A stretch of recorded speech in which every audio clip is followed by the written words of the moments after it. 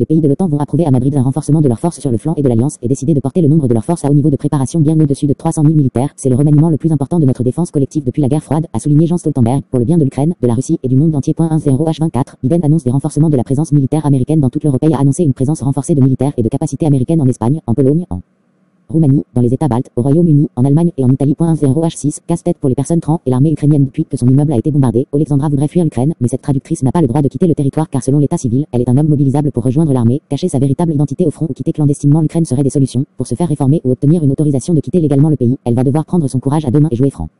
Je devant une commission du bureau d'enrôlement militaire, sur mon certificat de naissance, il est écrit que je suis de sexe féminin, et les femmes ne sont acceptées qu'avec une expérience militaire, décrypte-t-il en haussant les épaules. 7H40, le vrai du faux sur l'attaque de Kremenchuk NATO Ali Turkel Ifted Iveto Ove Finland en Sweden Bito Jointe Western Alliance Afte Nation Agrito Protect Eoter Security, Andin Alaï Londramata Tested Allié Unity Against Russia Invasion of Ukraine https://tecon.wiki.twitter.com Kit Vitoyi 1 MVK.6H39 Zelensky veut une commission d'enquête de l'ONU. Le président ukrainien a aussi une nouvelle fois réclamé que la Russie soit expulsée de son siège permanent au Conseil de sécurité et qu'un tribunal soit créé pour juger les actes terroristes quotidiens de Moscou. 6H36, une minute de silence à l'ONU lors d'une intervention en direct devant le Conseil de sécurité de l'ONU. Volodymyr Zelensky a réussi le tour de force d'obtenir une minute de silence pour l'Ukraine en présence de la Russie. Représentant la Russie en début de séance, l'ambassadeur russe adjoint, Dmitry Polyansky, s'est aussi mis debout pour observer la minute de silence. Bonjour à toutes et à tous, bienvenue sur ce nouveau livre dédié à la guerre en Ukraine. Après le sommet du G7 en Allemagne, un autre sommet international va avoir ce mercredi comme sujet principal la guerre en Ukraine. L'OTAN réunit en effet ses membres à Madrid.